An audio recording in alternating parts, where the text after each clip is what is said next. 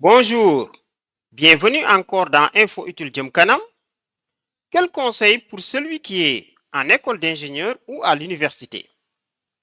Une question très importante et qui revient fréquemment. Effectivement, toi qui es en formation, le plus souvent, vous avez beaucoup de matière à apprendre, surtout dans des pays comme le nôtre, le Sénégal. En école d'ingénieur, pour celui qui veut se spécialiser dans la DTE, il y a énormément de matière. Mais quelle est la bonne approche? Donc, toi qui es en école d'ingénieur, toi qui es à l'université, toi l'élève au lycée, toi l'étudiant, toi le parent, tu es concerné. Et même le professionnel qui veut faire une autre formation. La réponse très simple, c'est que tout dépend. Effectivement, d'abord, tu dois disposer de ce qu'on appelle un PPP, projet personnel professionnel. C'est-à-dire, tu dois avoir des objectifs clairs.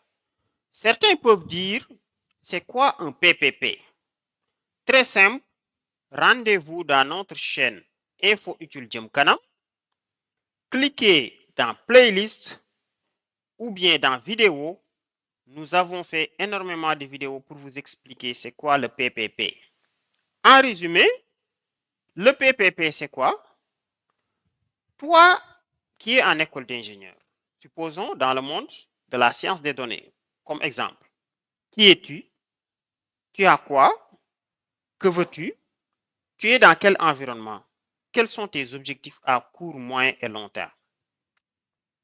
C'est important parce que, comme vous le savez, il y a beaucoup de filières et de métiers dans le secteur où vous faites des études. Tu fais une formation en IA, tu fais une formation en sciences des données, tu fais une formation en, je ne sais pas, big data. Mais il y a beaucoup de sous-métiers. Tu dois te connaître. La formation que tu es en train de faire, et c'est valable pour l'ingénieur électrique, c'est valable pour l'ingénieur chimique, c'est valable pour n'importe quel cycle ingénierat, de même que n'importe quel cycle universitaire. Dépendamment de ta santé, de tes finances, de tes croyances, tu ne peux pas aller dans tous les métiers.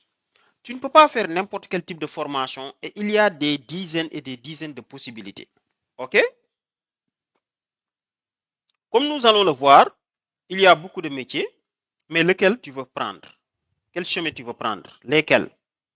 Veux-tu aller travailler dans le secteur public, dans le secteur privé ou dans l'auto-emploi? Ou toi-même, tu vas créer ton business. Est-ce que tu veux faire des études courtes ou des études longues? Est-ce que tu veux aller dans les branches purement professionnelles?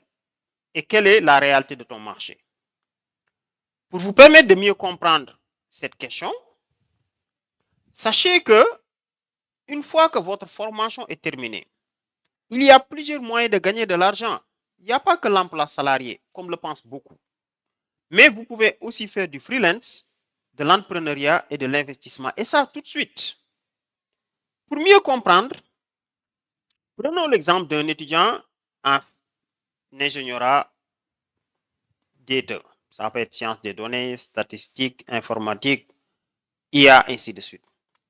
Mais si vous ne suivez pas les recommandations de notre vidéo, je prends l'exemple de l'intelligence artificielle ou bien je dirais la science des données, parce que l'intelligence artificielle, c'est une partie de la science des données. Aujourd'hui, tu vois des jeunes qui te disent que nous faisons une formation en sciences des données. Mais moi, je me dis que c'est trop vague. Dans les sciences des données, il y a le big data, il y a le machine learning, son opérationnalisation, le travail de développeur, d'architecte big data, ainsi de suite. La liste est trop longue. NLP engineers, les business analysts, les statisticiens, les chercheurs. Vous voyez? Mais sur tous ces métiers-là, tout ça, c'est des métiers de la data. Quel est le métier que tu cibles? Tu ne peux pas dire j'ai un master et je peux occuper tous ces postes. Ça, c'est pas sérieux. Si vous dites que moi j'ai mon diplôme d'ingénieur, je peux occuper tous ces postes, ça veut dire que tu ne peux rien occuper. Parce que ça, chaque métier mérite une formation assez large. Tu ne peux pas te dire je suis spécialiste big data, spécialiste machine learning, spécialiste de opérationnalisation des machine learning, spécialiste DevOps, spécialiste développeur, quelle que soit la technologie, spécialiste architecte big data. En même temps, je suis data analyst, je suis data engineer, je suis data scientist, je suis NLP. Quand même, ça n'a pas de sens. Autre chose, prenons les métiers de la data.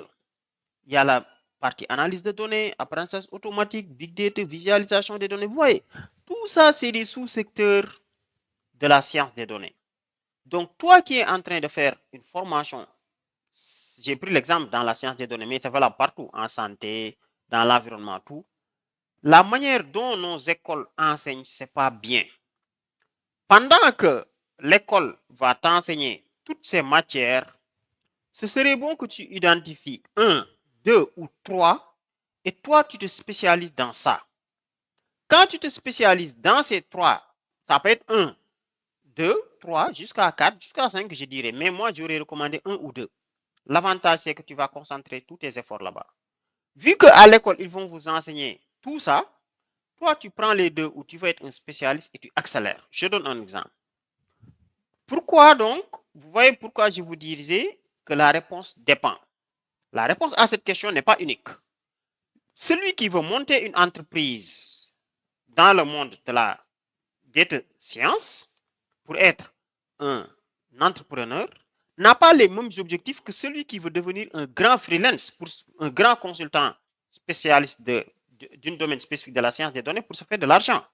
C'est différent de celui qui veut devenir un employé. Et même employé, il y a le public, il y a le privé comme nous l'avons vu. Vous voyez, je donne un exemple. Tu peux commencer par dire, moi, je vais être un spécialiste NLP. D'accord, dans votre école, ils vont vous faire des cours sur tout ça, mais tout ce qui est NLP, tu l'anticipes. Tu pars faire du freelance sur ça, tu discutes de ça, de sorte que dès ta première année, tu auras même les compétences des gens qui sont en cinquième année ou en quatrième année. Maintenant, le problème de beaucoup de jeunes encore, ils vont me dire, Monsieur Diack, nous n'avons aucune visibilité sur ça. Je ne sais pas ce que je dois choisir, mais allez-y avec les IA génératives. Et regardez aussi le marché.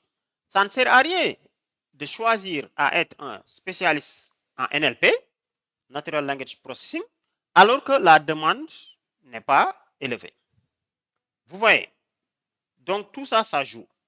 Et si tu choisis d'être freelance, là, je te conseille de regarder le marché, ce qui donne le plus de postes de freelance. Tu prends une technologie ou deux et tu deviens un geek dans ça. Alors que si tu veux aller trouver un travail dans le public, on y reviendra. Ça, c'est les diplômes qui comptent. OK. La même chose est valable en informatique. Aujourd'hui, je vois des écoles de formation qui forment les jeunes sur tout ça. Ça, c'est absurde. Moi, je trouve ça absurde, vraiment. Même si tu prends les meilleurs au monde, on ne peut pas être spécialiste de tout ça. Les exemples que je vous donnais tout à l'heure, par exemple, c'est tout ce qui est les sous-métiers qui sont dans le data.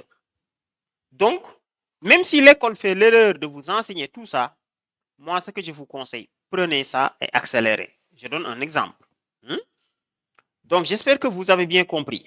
Donc, l'objectif de cette vidéo, encore une fois, nous vous invitons à partager cette vidéo à tous les élèves, étudiants, parents que vous connaissez parce que c'est très important.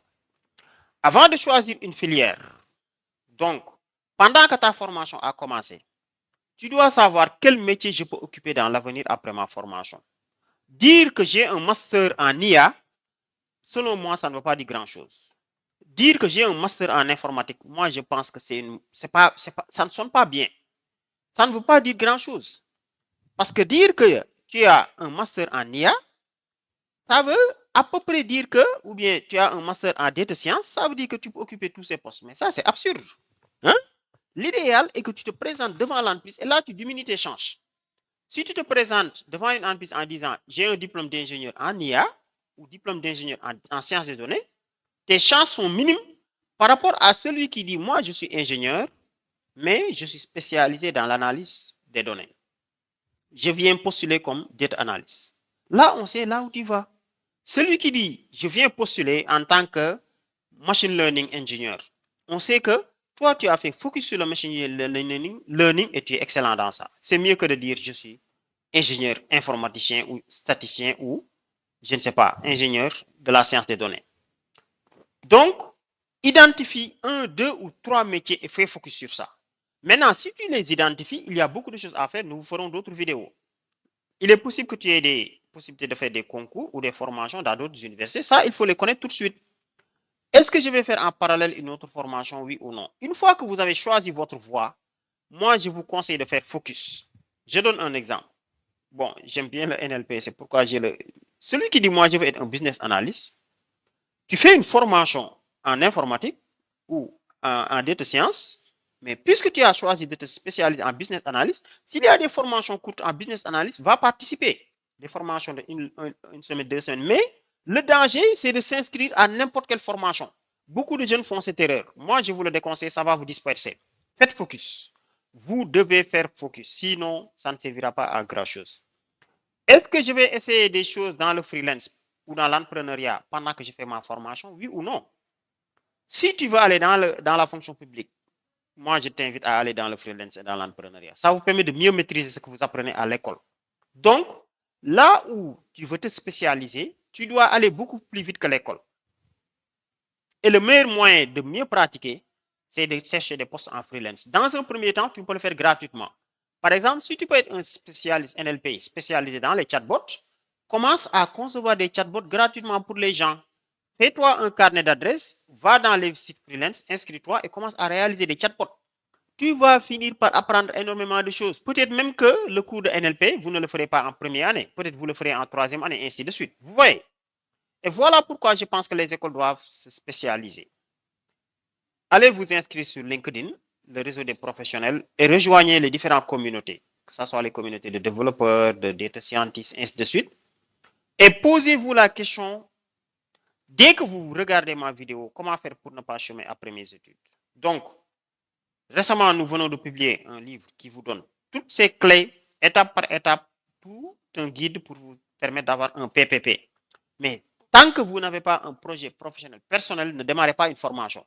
Sinon, vous allez vous former inutilement. Vous allez vous former sur 1000 choses et vous ne maîtrisez rien à la fois. Prenez une chose, spécialisez-vous dans ça. Est-ce qu'il faut prendre une chose au hasard? Non. Regardez ce qui recrute. Regardez là où vous avez du talent et vous foncez dans ça. Si vous avez l'objectif d'aller étudier, travailler en Europe, et si vous voulez rester au Sénégal, il y a des différences. Donc, il faut vous marier avec l'écosystème dès à présent. Donc, comme je disais, si tu veux aller dans la fonction publique, là, c'est les diplômes qui comptent. Essaie d'avoir le maximum de diplômes et va dans les écoles reconnues par l'État. Il y a des écoles, même s'ils donnent de très bonnes formations, ne sont pas reconnues dans l'État. Donc, notre fonction publique, notre administration, que je trouve absurde, ce qui compte, c'est les diplômes. Il y a des écoles qui ont des reconnaissances CAMES, tout, mais qui ne donnent plus de bonnes formations depuis qu'ils ont ces reconnaissances. Au niveau de notre fonction publique, c'est la poubelle, moi, je dirais. La compétence ne compte pas, l'expérience ne compte pas, le sérieux ne compte pas, le leadership ne compte pas. La seule chose qui compte, c'est le diplôme. C'est pourquoi les gens trichent pour avoir des diplômes, ce qui est absurde. Cependant, dans le privé, le diplôme seulement ne suffit plus. Là, maintenant, il faut des compétences et beaucoup d'expérience. Vous voyez? Mais, encore une fois, je reviens dans ce diapo très important. Tu ne peux pas aller dans une entreprise du secteur privé, ça peut être, je ne sais pas, Sonatel, BAM, tout ce que vous voulez, pour dire que, pour déposer un master pour chercher du travail. C'est insensé.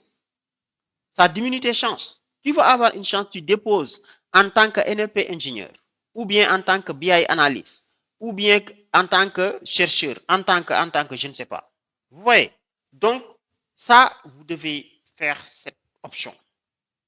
Vous qui voulez avoir un nom comme les Mark Zuckerberg, comme les Sam Altman, c'est-à-dire faire de grandes choses dans le monde de la science des données, là, je te conseille de toucher à beaucoup de choses. De travailler, de faire du freelance, d'aller dans l'entrepreneuriat, d'aller dans la recherche. Parce que si tu es seulement un chercheur et que tu n'es pas trop branché au monde du professionnel du privé, il y a des choses qui vont te manquer. Donc, c'est ça le conseil. Et moi, je pense qu'aujourd'hui, c'est ça le challenge de tous les jeunes qui nous écoutent. Votre objectif doit être de bâtir une grande chose pour que les gens puissent parler de toi dans le monde de l'IA, de la science des données. Si tu veux te faire de l'argent, c'est l'entrepreneuriat, l'investissement et un peu le freelance. Là, ce n'est pas les diplômes. Commence à chercher de l'argent tout de suite. Comment? Nous vous le montrerons dans une autre vidéo. Si tu veux faire carrière dans la recherche pour devenir docteur, professeur d'université, là, ne perds pas du temps avec les masters professionnels ou les autres, mais accélère ton doctorat. Une fois que tu as ton doctorat, ne perds pas du temps à cause des cours, mais accélère tes publications. Maintenant, si tu veux aller dans le freelance, là, il faut prendre un secteur et tu le maîtrises entièrement. C'est ça qui va ouvrir tes portes. Vous voyez, tout ça, c'est des secteurs. Tu ne peux pas maîtriser tout de manière excellente. Prends surtout quelque chose qui donne beaucoup d'espoir et tu travailles dans ça. Je sais que l'opérationnalisation tout ça, c'est de l'avenir, hein, mais tout ce qui est infra, tout ce qui est opérationnalisation, tout ce qui est DevOps, tout ce qui est bon, le big data, le problème que je dirais moi par rapport à notre écosystème du Sénégal, c'est qu'on n'a pas des entreprises qui sont comme les GAFAM et autres dans un pays. Nous ne sommes pas aux États-Unis, nous ne sommes pas en Europe. Là, tu seras obligé d'aller t'installer en Europe. Donc, c'est pas quelque chose qui est trop porteur dans des pays comme le Sénégal, franchement. Data Viz, oui, là, c'est très porteur. De même que ingénierie des données, statistique et modélisation aussi. Un peu NLP aussi, et IA, analyse prédictive, tout ça, c'est des choses qui marchent. Mais surtout la partie opérationnalisation, le métier de growth hacking, pour aider les entreprises à se développer. D'ailleurs, j'ai préparé un petit fichier Excel pour vous que je vais vous laisser en description et demandez-le moi en commentaire. Après, je vous donne le lien. Vous voyez, j'ai essayé de vous décrire les différents métiers de la science des données. Chaque métier, sa description et les métiers. Dans l'analyse des données, c'est les data analyst et les business analyst surtout, même si tout le monde peut le faire. Dans l'apprentissage automatique, c'est les data scientists, machine learning et autres. Donc, si tu veux aller dans l'analyse prédictive, tu dois tourner vers un métier de predict analyst ou data scientist ou quantitative analyst. Vous voyez, c'est ainsi de suite que ça marche. Si tu veux aller dans le NLP, tu dois faire focus pour devenir NLP ingénieur. Donc, même si à l'école, on vous apprend tout, machine learning, deep learning, tout ça, toi, tu fais focus beaucoup plus sur NLP. Tu anticipes, tu pars voir les spécialistes. On vous fera une autre vidéo assez détaillée. Donc, autre chose, aller vers l'information. Aujourd'hui, presque tout est en ligne. Accélérez votre niveau en dactylographie, en R&D, l'anglais, ensuite l'Internet. Apprends à faire des pitchs et va dans les formations en ligne, mais qui collent avec ton objectif. Donc, évitez de vous inscrire à toutes les formations. Je vois que beaucoup de jeunes sont en train de faire cette erreur. Dès que tu dis formation, ils s'inscrivent. Non. Moi, j'ai choisi je donne un exemple. Si tu choisis d'être un NLP spécialiste, toutes les autres formations qui tournent autour, tu n'en as pas besoin. Ça te retarde. Concentre-toi et accélère la partie NLP. Les autres, maintenant, puisque tu fais des cours à l'université sur toutes les branches, là, tu fais les cours pour avoir la moyenne. Mais tu sais là où tu vas aller. Ça va te permettre d'aller très loin. Si tu veux être un spécialiste machine learning, un machine learning ingénieur, tu fais focus sur ça. Il ne s'agit pas seulement de lancer un simple notebook ou faire. Non, mais tu dois comprendre même comment cet algorithme est né. Hein? Comment le bootstrap, le XGBoost, je ne sais pas. Hein? N'importe quelle technique de machine learning, vous mettez à l'implémenter, à le tester, à le déployer en entreprise, à l'opérationnaliser. Après, vous vous documentez sur l'historique, ainsi de suite. Vous voyez. Donc, pour plus d'informations, vous pouvez vous rapprocher de notre chaîne Info Utile Jëm Kanam. Nous vous invitons à vous abonner. Cette vidéo, nous allons faire une vidéo beaucoup plus détaillée pour vous montrer comment fixer et réussir son PPP. Donc, l'objectif aujourd'hui, c'était de répondre à cette question qu'on nous pose fréquemment. Donc, toi qui es en école d'ingénieur, toi qui es à l'université, surtout toi qui fais une formation dans l'informatique, l'IA, le big data, la science des données, ne fais pas cette erreur. Même ceux qui font électricité sont concernés, en mécanique, tout ça.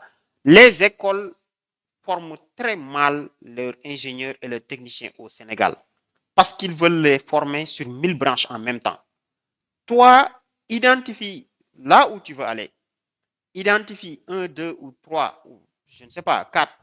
Mais tu peux prendre 2 par prudence, mais regarde les métiers qui sont les plus demandés et tu accélères. Maintenant, si tu as déjà choisi un métier, tu peux me le dire en commentaire. De par notre expérience et les offres d'emploi que nous collectons, nous partageons, on peut te donner des recommandations. Vous voyez?